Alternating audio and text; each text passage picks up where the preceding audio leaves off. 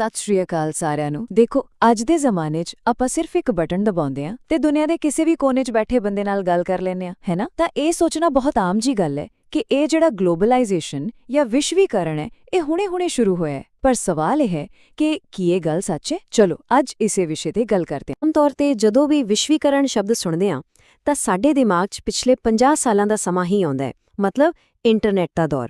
ਪਰ ਜੇ ਆਪਾਂ ਇਤਿਹਾਸ ਦੇ ਪੰਨਿਆਂ ਨੂੰ ਧਿਆਨ ਨਾਲ ਦੇਖੀਏ ਤਾਂ ਸਾਨੂੰ ਪਤਾ ਲੱਗਦਾ ਹੈ ਕਿ ਇਹ ਕਹਾਣੀ ਤਾਂ ਬਹੁਤ ਹੀ ਪੁਰਾਣੀ ਹੈ।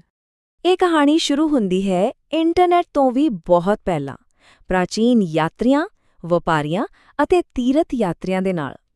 ਹਜ਼ਾਰਾਂ ਸਾਲਾਂ ਤੋਂ ਲੋਕ ਗਿਆਨ ਦੀ ਭਾਲ ਵਿੱਚ, ਨਵੇਂ ਮੌਕਿਆਂ ਲਈ ਜਾਂ ਫਿਰ ਅਧਿਆਤਮਿਕ ਸ਼ਾਂਤੀ ਲਈ ਲੰਮੇ ਸਫ਼ਰ ਤੈਅ ਕਰਦੇ ਰਹੇ ਨੇ। ਤੇ ਇਹਨਾਂ ਲੋਕਾਂ ਦੀਆਂ ਯਾਤਰਾਵਾਂ ਨੇ ਹੀ ਤਾਂ ਦੁਨੀਆ ਨੂੰ ਇੱਕ ਦੂਜੇ ਨਾਲ ਜੋੜਨ ਵਾਲੇ ਉਹ ਪਹਿਲੇ ਧਾਗੇ ਬੁਣੇ ਸੀ। ਤਾਂ ਅੱਜ ਦੇ ਇਸ ਸੈਸ਼ਨ ਵਿੱਚ ਆਪਾਂ ਇਸ ਸਫ਼ਰ ਨੂੰ ਕਦਮ ਦਰ ਕਦਮ ਸਮਝਾਂਗੇ। ਸਭ ਤੋਂ ਪਹਿਲਾਂ ਪ੍ਰਾਚੀਨ ਨਕਸ਼ਾ, ਫਿਰ ਗੱਲ ਕਰਾਂਗੇ ਸਿਲਕ ਰੋਡ ਸੁਪਰ ਹਾਈਵੇ ਦੀ, ਉਸ ਤੋਂ ਬਾਅਦ ਇੱਕ ਨਵੀਂ ਦੁਨੀਆ ਤੇ ਨਵੇਂ ਪ੍ਰਵਾਹ, ਫਿਰ 19ਵੀਂ ਸਦੀ ਦਾ ਇੰਜਨ ਅਤੇ ਅਖੀਰ ਵਿੱਚ ਦੇਖਾਂਗੇ ਕਿ ਇਸ ਸਾਰੇ ਸੰਪਰਕ ਦੀ ਕੀਮਤ ਕੀ ਸੀ। ਚਲੋ ਫਿਰ ਸ਼ੁਰੂ ਕਰਦੇ ਹਾਂ ਪਹਿਲੇ ਭਾਗ ਤੋਂ, ਪ੍ਰਾਚੀਨ ਨਕਸ਼ਾ ਯਾਨੀ ਕਿ ਸ਼ੁਰੂਆਤੀ ਗਲੋਬਲ ਸੰਪਰਕ। ਆਓ ਦੇਖੀਏ ਕਿ ਸਾਡੀ ਇਸ ਗਲੋਬਲ ਕਹਾਣੀ ਦੇ ਸਭ ਤੋਂ ਪੁਰਾਣੇ ਤਾਗੇ ਕਿਹੜੇ ਸਨ। ਹੁਣ ਧਿਆਨ ਨਾਲ ਦੇਖੋ, ਹਜ਼ਾਰਾਂ ਸਾਲ ਪਹਿਲਾਂ ਵੀ ਦੁਨੀਆ ਇੱਕ ਦੂਜੇ ਨਾਲ ਜੁੜੀ ਹੋਈ ਸੀ। ਇਸ ਗੱਲ ਦਾ ਸਬੂਤ ਹੈ 3000 ਈਸਾ ਪੂਰਵ। ਯਾਦ ਰੱਖਣਾ ਹੈ, ਜਦੋਂ ਸਿੰਧੂ ਘਾਟੀ ਦੀ ਸੱਭਿਅਤਾ ਮੈਸੋਪੋਟਾਮੀਆ ਯਾਨੀ ਕਿ ਪੱਛਮੀ ਏਸ਼ੀਆ ਨਾਲ ਵਪਾਰ ਕਰਦੀ ਸੀ। ਇੰਨਾ ਹੀ ਨਹੀਂ, 1000 ਸਾਲ ਤੋਂ ਵੀ ਪਹਿਲਾਂ ਮਾਲਦੀਵ ਦੀਆਂ ਕੌੜੀਆਂ, ਜਿਨ੍ਹਾਂ ਨੂੰ ਆਪਾਂ ਕਾਉਰੀ ਸ਼ੈਲਸ ਕਹਿੰਦੇ ਹਾਂ, ਉਹ ਚੀਨ ਤੇ ਪੂਰਬੀ ਅਫਰੀਕਾ ਵਿੱਚ ਕਰੰਸੀ ਵਜੋਂ, ਪੈਸੇ ਵਜੋਂ ਵਰਤੀਆਂ ਜਾਂਦੀਆਂ ਸਨ। ਤਾਂ ਇਸ ਦਾ ਮਤਲਬ ਸਾਫ਼ ਹੈ ਕਿ ਇਹ ਸੰਪਰਕ ਸਿਰਫ ਚੀਜ਼ਾਂ ਦਾ ਲੈਣ-ਦੇਣ ਨਹੀਂ ਸੀ, ਇਹ ਉਸ ਤੋਂ ਕਿਤੇ ਵੱਧ ਸੀ। ਤਾਂ ਫਿਰ ਇਹ ਯਾਤਰੀ ਆਪਣੇ ਨਾਲ ਕੀ ਲੈ ਕੇ ਜਾਂਦੇ ਸਨ? ਸਿਰਫ ਸਮਾਨ ਨਹੀਂ, ਉਹ ਆਪਣੇ ਨਾਲ ਪੈਸਾ, ਕੀਮਤੀ ਚੀਜ਼ਾਂ, ਆਪਣੇ ਹੁਨਰ, ਨਵੇਂ ਵਿਚਾਰ ਤੇ ਕਾਢਾਂ ਲੈ ਕੇ ਜਾਂਦੇ ਸਨ। ਇੱਥੋਂ ਤੱਕ ਕਿ ਸੱਭਿਆਚਾਰ, ਧਰਮ ਤੇ ਨਾਲ ਕੀਟਾਣੂ ਤੇ ਬਿਮਾਰੀਆਂ ਵੀ ਇੱਕ ਥਾਂ ਤੋਂ ਦੂਜੀ ਥਾਂ ਸਫ਼ਰ ਕਰਦੀਆਂ ਸਨ। ਤੇ ਇਹਨਾਂ ਚੀਜ਼ਾਂ ਨੇ ਹੀ ਇਤਿਹਾਸ ਦਾ ਰੁਖ ਬਦਲ ਦਿੱਤਾ। ਚਲੋ ਹੁਣ ਗੱਲ ਕਰਦੇ ਹਾਂ ਇਤਿਹਾਸ ਦੇ ਸਭ ਤੋਂ ਮਸ਼ਹੂਰ ਪੂਰਵ ਆਧੁਨਿਕ ਨੈਟਵਰਕ ਦੀ, ਸਿਲਕ ਰੋਡ ਸੁਪਰ ਹਾਈਵੇ, ਜਿਸ ਨੂੰ ਦੁਨੀਆ ਦਾ ਪਹਿਲਾ ਨੈਟਵਰਕ ਵੀ ਕਿਹਾ ਜਾਂਦਾ ਹੈ। ਹੁਣ ਇੱਕ ਗੱਲ ਸਮਝਣੀ ਬਹੁਤ ਜ਼ਰੂਰੀ ਹੈ, ਸਿਲਕ ਰੋਡ ਕੋਈ ਇੱਕ ਸੜਕ ਨਹੀਂ ਸੀ, ਇਹ ਤਾਂ ਜ਼ਮੀਨੀ ਤੇ ਸਮੁੰਦਰੀ ਰਸਤਿਆਂ ਦਾ ਇੱਕ ਪੂਰਾ ਜਾਲ ਸੀ, ਇੱਕ ਬਹੁਤ ਵੱਡਾ ਨੈਟਵਰਕ ਜਿਸ ਨੇ ਏਸ਼ੀਆ ਨੂੰ ਯੂਰਪ ਤੇ ਉੱਤਰੀ ਅਫਰੀਕਾ ਨਾਲ ਜੋੜਿਆ ਹੋਇਆ ਸੀ। ਤੇ ਇਹ ਨੈਟਵਰਕ ਈਸਾਈ ਯੁੱਗ ਤੋਂ ਵੀ ਪਹਿਲਾਂ ਤੋਂ ਲੈ ਕੇ 15ਵੀਂ ਸਦੀ ਤੱਕ ਚੱਲਦਾ ਰਿਹਾ। ਤੇ ਇਸ ਰਸਤੇ ਤੇ ਹੋ ਰਿਹਾ ਆਦਾਨ-ਪ੍ਰਦਾਨ ਦੋ ਤਰਫਾ ਸੀ।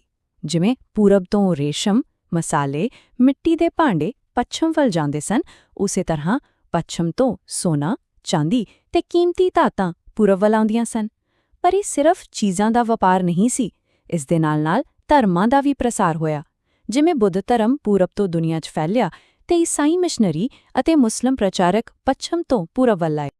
ਹੁਣ ਆਪਾਂ ਪਹੁੰਚਦੇ ਹਾਂ ਕਹਾਣੀ ਦੇ ਇੱਕ ਬਹੁਤ ਹੀ ਅਹਿਮ ਮੋੜ ਤੇ, ਇੱਕ ਅਜਿਹਾ ਸਮਾਂ ਜਦੋਂ ਦੁਨੀਆ ਦਾ ਨਕਸ਼ਾ ਹੀ ਬਦਲ ਗਿਆ ਤੇ ਹਰ ਚੀਜ਼ ਦੇ ਆਉਣ-ਜਾਣ ਦਾ ਰਸਤਾ ਹਮੇਸ਼ਾ ਲਈ ਬਦਲ ਗਿਆ।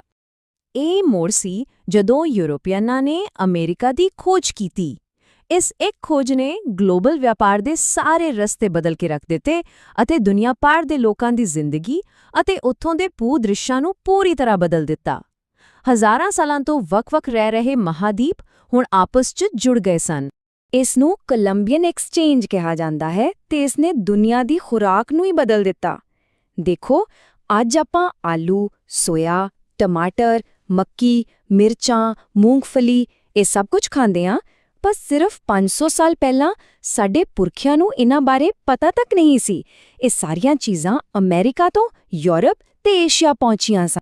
ਖਾਸ ਤੌਰ ਤੇ ਜੇ ਆਲੂ ਦੀ ਗੱਲ ਕਰੀਏ ਤਾਂ ਇਸ ਨਿੱਕੇ ਜਿਹੇ ਆਲੂ ਨੇ ਯੂਰਪ ਦੇ ਗਰੀਬਾਂ ਦੀ ਜ਼ਿੰਦਗੀ ਬਦਲ ਦਿੱਤੀ ਸੀ। ਉਹਨਾਂ ਦਾ ਭੋਜਨ ਬਿਹਤਰ ਹੋ ਗਿਆ ਤੇ ਉਹਨਾਂ ਦੀ ਔਸਤ ਉਮਰ ਵੀ ਵੱਧ ਗਈ। ਇਸ ਦਾ ਅਸਰ ਇੰਨਾ ਜ਼ਿਆਦਾ ਸੀ ਕਿ ਜਦੋਂ 1840 ਦੇ ਦਹਾਕੇ ਵਿੱਚ ਆਇਰਲੈਂਡ 'ਚ ਆਲੂ ਦੀ ਫਸਲ ਬਿਮਾਰੀ ਨਾਲ ਤਬਾਹ ਹੋ ਗਈ ਤਾਂ ਲੱਖਾਂ ਲੋਕ ਭੁੱਖਮਰੀ ਨਾਲ ਮਰ ਗਏ। ਇਸ ਤੋਂ ਪਤਾ ਲੱਗਦਾ ਹੈ ਕਿ ਉਹ ਆਲੂ ਤੇ ਕਿੰਨਾ ਨਿਰਭਰ ਹੋ ਚੁੱਕੇ ਸਨ। ਪਰ ਇਸ ਲੈਣ-ਦੇਣ ਦਾ ਇੱਕ ਬਹੁਤ ਹੀ ਘਾਤਕ ਪਹਿਲੂ ਵੀ ਸੀ। ਯੂਰਪ ਤੋਂ ਅਮਰੀਕਾ ਸਿਰਫ ਫਸਲਾਂ ਨਹੀਂ, ਬਿਮਾਰੀਆਂ ਵੀ ਗਈਆਂ, ਖਾਸ ਕਰਕੇ ਚੇਚਕ ਯਾਨੀ ਸਮਾਲਪੌਕਸ। ਇਹ ਬਿਮਾਰੀ ਬਸਤੀਵਾਦੀਆਂ ਲਈ ਇੱਕ ਵਰਦਾਨ ਸਾਬਿਤ ਹੋਈ, ਕਿਉਂਕਿ ਅਮਰੀਕਾ ਦੇ ਮੂਲ ਨਿਵਾਸੀਆਂ ਕੋਲ ਇਸ ਤੋਂ ਬਚਣ ਦੀ ਸ਼ਕਤੀ ਨਹੀਂ ਸੀ। ਇਸ ਬਿਮਾਰੀ ਨੇ ਉੱਥੋਂ ਦੀ ਵੱਡੀ ਆਬਾਦੀ ਨੂੰ ਖਤਮ ਕਰ ਦਿੱਤਾ, ਜਿਸ ਨਾਲ ਯੂਰਪੀਅਨਾਂ ਲਈ ਉੱਥੇ ਕਬਜ਼ਾ ਕਰਨਾ ਬਹੁਤ ਸੌਖਾ ਹੋ ਗਿਆ। ਹੁਣ ਆਪਾਂ ਪਹੁੰਚਦੇ ਹਾਂ 19ਵੀਂ ਸਦੀ ਵਿੱਚ। ਇਹ ਉਹ ਦੌਰ ਸੀ ਜਦੋਂ ਤਕਨਾਲੋਜੀ ਨੇ ਇੱਕ ਨਵੀਂ ਕ੍ਰਾਂਤੀ ਲਿਆਂਦੀ ਅਤੇ ਸਮੇਂ ਤੇ ਦੂਰੀ ਨੂੰ ਬਹੁਤ ਘਟਾ ਦਿੱਤਾ। ਇਸੇ ਤਕਨਾਲੋਜੀ ਨੇ ਇੱਕ ਸੱਚੀ-ਮੁੱਚੀ ਦੀ ਗਲੋਬਲ ਆਰਥਿਕਤਾ ਦੀ ਨੀਂਹ ਰੱਖੀ। ਅਰਥਸ਼ਾਸਤਰੀ 19ਵੀਂ ਸਦੀ ਦੀ ਗਲੋਬਲ ਆਰਥਿਕਤਾ ਨੂੰ ਸਮਝਣ ਲਈ 3 ਤਰ੍ਹਾਂ ਦੇ ਪ੍ਰਵਾਹ ਯਾਨੀ ਕਿ 3 ਫਲੋਜ਼ ਦੀ ਗੱਲ ਕਰਦੇ ਹਨ। ਪਹਿਲਾ, ਵਪਾਰ ਦਾ ਪ੍ਰਵਾਹ, ਜਿਸ ਵਿੱਚ ਕਣਕ ਤੇ ਕਪਾਹ ਵਰਗਾ ਸਮਾਨ ਦੇਸ਼ਾਂ 'ਚ ਆ ਜਾ ਰਿਹਾ ਸੀ। ਦੂਜਾ, ਕਿਰਤ ਦਾ ਪ੍ਰਵਾਹ, ਜਿਸ ਵਿੱਚ ਲਗਭਗ 15 ਕਰੋੜ ਲੋਕਾਂ ਨੇ ਕੰਮ ਦੀ ਭਾਲ ਵਿੱਚ ਪ੍ਰਵਾਸ ਕੀਤਾ। ਅਤੇ ਤੀਜਾ, ਪੂੰਜੀ ਦਾ ਪ੍ਰਵਾਹ, ਜਿਸ ਵਿੱਚ ਪੈਸਾ ਦੂਰ-ਦੁਰਾੜੇ ਥਾਵਾਂ ਤੇ ਨਿਵੇਸ਼ ਕੀਤਾ ਜਾ ਰਿਹਾ ਸੀ। ਇਸ ਸਭ ਨੂੰ ਸੰਭਵ ਬਣਾਇਆ ਟੈਕਨੋਲੋਜੀ ਨੇ। ਸਭ ਤੋਂ ਪਹਿਲਾਂ ਆਏ ਰੇਲਵੇ। ਰੇਲਵੇ ਦਾ ਮੁੱਖ ਕੰਮ ਸੀ ਅੰਦਰੂਨੀ ਇਲਾਕਿਆਂ ਦੇ ਖੇਤਾਂ ਨੂੰ ਤੱਟ ਤੇ ਮੌਜੂਦ ਬੰਦਰਗਾਹਾਂ ਨਾਲ ਜੋੜਨਾ, ਤਾਂ ਜੋ ਸਾਮਾਨ ਆਸਾਨੀ ਨਾਲ ਜਹਾਜ਼ਾਂ ਤੱਕ ਪਹੁੰਚ ਸਕੇ। ਦੂਜੀ ਵੱਡੀ ਤਕਨਾਲੋਜੀ ਸੀ ਭਾਫ ਵਾਲੇ ਜਹਾਜ਼। ਇਹ ਜਹਾਜ਼ ਪਹਿਲਾਂ ਨਾਲੋਂ ਵੱਡੇ ਤੇ ਤੇਜ਼ ਸਨ। ਇਹਨਾਂ ਨੇ ਸਮੁੰਦਰਾਂ ਦੇ ਪਾਰ ਸਮਾਨ ਤੇ ਲੋਕਾਂ ਨੂੰ ਲਿਜਾਣਾ ਬਹੁਤ ਸਸਤਾ ਤੇ ਸੁਰੱਖਿਅਤ ਬਣਾ ਦਿੱਤਾ। ਅਤੇ ਤੀਜੀ ਤਕਨਾਲੋਜੀ ਸੀ ਟੈਲੀਗ੍ਰਾਫ। ਇਸ ਨੇ ਤਾਂ ਕਮਾਲ ਹੀ ਕਰ ਦਿੱਤਾ। ਇਸ ਨਾਲ ਸੰਚਾਰ ਲਗਭਗ ਤੁਰੰਤ ਹੋਣ ਲੱਗ ਪਿਆ। ਹੁਣ ਦੁਨੀਆ ਦੇ ਕਿਸੇ ਵੀ ਕੋਨੇ 'ਚ ਬੈਠ ਕੇ ਵਿੱਤੀ ਲੈਣ-ਦੇਣ ਤੇਜ਼ੀ ਨਾਲ ਕੀਤਾ ਜਾ ਸਕਦਾ ਸੀ, ਜਿਸ ਨਾਲ ਆਰਥਿਕਤਾ ਹੋਰ ਵੀ ਮਜ਼ਬੂਤੀ ਨਾਲ ਜੁੜ ਗਈ। ਪਰ ਜਿਵੇਂ ਹਰ ਸਿੱਕੇ ਦੇ 2 ਪਾਸੇ ਹੁੰਦੇ ਨੇ, ਉਸੇ ਤਰ੍ਹਾਂ ਇਸ ਜੁੜੀ ਹੋਈ ਗਲੋਬਲ ਆਰਥਿਕਤਾ ਦਾ ਇੱਕ ਬਹੁਤ ਹੀ ਹਨੇਰਾ ਪੱਖ ਵੀ ਸੀ। ਇਹ ਸੀ ਜਿੱਤ ਅਤੇ ਬਸਤੀਵਾਦ ਦਾ ਦੌਰ, ਜਿਸ ਨੇ ਦੁਨੀਆ 'ਚ ਡੂੰਘੀ ਅਸਮਾਨਤਾ ਪੈਦਾ ਕੀਤੀ ਤੇ ਕਈਆਂ ਤੋਂ ਉਹਨਾਂ ਦੀ ਆਜ਼ਾਦੀ ਖੋਹ ਲਈ। ਇਸ ਦੇ ਸਭ ਤੋਂ ਵੱਡੀ ਉਦਾਹਰਨ ਹੈ 1885 ਦੀ ਬਰਲਿਨ ਕਾਨਫਰੰਸ। ਇਸ ਵਿੱਚ ਯੂਰਪ ਦੀਆਂ ਵੱਡੀਆਂ ਤਾਕਤਾਂ ਨੇ ਮਿਲ ਕੇ ਅਫਰੀਕਾ ਦੇ ਨਕਸ਼ੇ ਤੇ ਸਿੱਧੀਆਂ ਲਕੀਰਾਂ ਖਿੱਚ ਕੇ ਪੂਰੇ ਮਹਾਦੀਪ ਨੂੰ ਆਪਸ 'ਚ ਵੰਡ ਲਿਆ, ਜਿਵੇਂ ਕੋਈ ਕੇਕ ਵੰਡ ਰਿਹਾ ਹੋਵੇ। ਤੇ ਅਫਰੀਕਾ ਤੇ ਕਬਜ਼ਾ ਕਰਨ ਵਿੱਚ ਇੱਕ ਹੋਰ ਚੀਜ਼ ਨੇ ਮਦਦ ਕੀਤੀ, ਉਹ ਸੀ ਰਿੰਡਰਪੈਸਟ। ਇਹ ਪਸ਼ੂਆਂ ਵਿੱਚ ਫੈਲਣ ਵਾਲੀ ਇੱਕ ਬਹੁਤ ਹੀ ਘਾਤਕ ਬਿਮਾਰੀ ਸੀ। ਤੇ ਸਭ ਤੋਂ ਵੱਡੀ ਤਰਾਸਦੀ ਇਹ ਸੀ ਕਿ ਇਹ ਬਿਮਾਰੀ ਅਫਰੀਕਾ ਵਿੱਚ 1880 ਦੇ ਦਹਾਕੇ 'ਚ ਬ੍ਰਿਟਿਸ਼ ਏਸ਼ੀਆ ਤੋਂ ਲਿਆਂਦੇ ਪਸ਼ੂਆਂ ਰਾਹੀਂ ਹੀ ਪਹੁੰਚੀ ਸੀ। ਇਸ ਬਿਮਾਰੀ ਦਾ ਅਸਰ ਇੰਨਾ ਭਿਆਨਕ ਸੀ ਕਿ ਅਫਰੀਕਾ ਦੇ ਕਈ ਹਿੱਸਿਆਂ ਵਿੱਚ 90% ਪਸ਼ੂ ਮਾਰੇ ਗਏ।